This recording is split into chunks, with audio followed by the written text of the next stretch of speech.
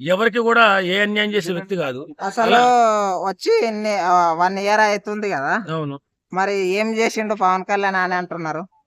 నువ్వు వెళ్ళి చూడరా బాబు. నేనేమంటానంటే ఇప్పుడు రోడ్లు, వ్యవసాయానికి కావాల్సినటువంటి కాలువలు, ఇప్పుడు ఏ పల్లెటూరు అన్నా వెళ్ళు, రోడ్లు ఎలా ఉన్నాయి చూడు, కాలువ పనులు ఎలా జరుగుతున్నాయి చూడు. అసలు ఈ 5 సంవత్సరాలు నువ్వు ఎప్పుడైనా కాలువలు తీపిచ్చావా? ఏం లేదు. నువ్వేమో సంక్షేమం సంక్షేమం సంక్షేమం అంటూ సంక్షేమం అంటే పరిగెత్తావు. ఓట్లు కొనేస్తాం సంక్షేమం పేరుతో అయితేనే మనం ఓట్లు కొనేసి 20-30 సంవత్సరాలు అధికారంలో ఉండాలనుకున్నాం.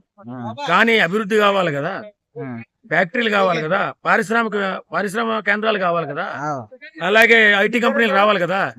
ముందు చూపు అంటే బిడ్డల భవిష్యత్తు. ఒక తండ్రి ఏం కోరుకుంటాడు? వాడు కొడుకు ఉద్యోగం కావాలని కోరుకుంటాడు, వాడు భవిష్యత్తు బాగుండాలని కోరుకుంటాడు, వాడు బాగా సమాజంలో గౌరవంగా బతకాలని కోరుకుంటాడు. అది బతకాలంటే ముఖ్యమంత్రి అనేవాడికి ముందు చూపు ఉండాలి. నువ్వేం చేసావు? ముందు చూపు లేకుండా తాత్కాలికంగా డబ్బులు పంచేసావు. సంక్షేమ పథకాల పేరుతో నువ్వు డబ్బులన్నీ విచ్చలవిడిగా పంచేసావు. తాకట్లు కలెక్టర్ ఆఫీసులు తాకట్లు పెట్టేసావు. వస్తున్న రెవెన్యూ మొత్తం కూడా నువ్వేం చేసావు? సంక్షేమ పథకాలకు మాత్రమే వినియోగించావు. మరి అభివృద్ధి ఎక్కడ అవుతుంది? అవదు కదా.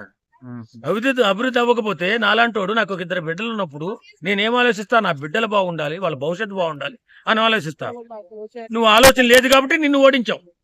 నీకు ఆ దూరదృష్టి లేదు కాబట్టి నిన్ను ఓడించావు. దూరదృష్టి ఉన్నటువంటి పవన్ కళ్యాణ్ గారిని, మన చంద్రబాబు నాయుడిని గెలిపించాం అంతే. ఎప్పటికైనా దిమాగుండి మాట్లాడాలి జగన్మోహన్ రెడ్డి గారు. పవన్ కళ్యాణ్ అంటే గొప్ప వ్యక్తిని, సొంత డబ్బులతో రాజకీయం చేసే వ్యక్తిని ఎప్పుడు అలా అన్నావు అంటే దిగజారిపోయినట్టే. నువ్వు చాలా మంది యువత చూస్తుంటారు మనం మాట్లాడే మాట, చేసే పనులు. మీరు రాజకీయ నాయకులు కానీ, సెలబ్రిటీ అయిన సినిమా యాక్టర్లు కానీ ఏం మాట్లాడాలా? మీ నోటి వెంట శుద్ధమైన వాక్యాలు రావాలా. మిమ్మల్ని చాలా మంది యువత ఫాలో అవుతుంటారు కాబట్టి జాగ్రత్తగా ఒళ్ళు దగ్గర పెట్టుకుని మాట్లాడాలి. అంతేగాని ఏ మాటలు పడితే ఆ మాటలు మాట్లాడకూడదు. అలా మాట్లాడితే మీరే దిగజారిపోతారు. తప్పేముంది? Thank you.